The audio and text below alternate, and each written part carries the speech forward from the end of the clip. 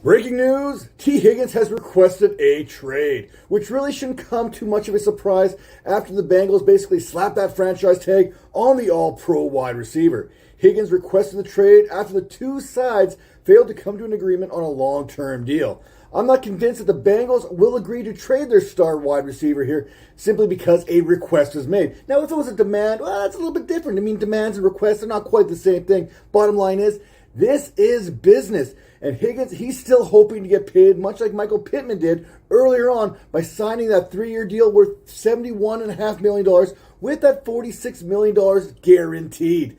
That should be the starting point when looking at restructuring this deal for T. Higgins moving forward. Perhaps the request, it was just that, a request to get this thing back on the table, to get both sides talking once more, to see if they can come up with some kind of long-term solution there. About a month ago, T. Higgins sat down with Lawrence Jackson and basically gave him a list of quarterbacks that he would like to play for, reuniting with Trevor Lawrence there in Jacksonville, kind of rekindling those Clemson-type days. He also suggested that playing with C.J. Stroud in Houston would be fun, as well as catching passes from Josh Allen and Lamar Jackson. Those are basically appealing destinations for pretty much any pass catcher in the National Football League. The problem with all those destinations and why the Bengals probably don't ship them to any of those teams, it strengthens the teams in which the Bengals need to defeat in order to get to the Super Bowl. That AFC gauntlet is already hard enough without having to go against one of your former All-Pro players. When all is said and done, I would not be shocked if Higgins remains a Cincinnati Bengal heading into the 2024 season.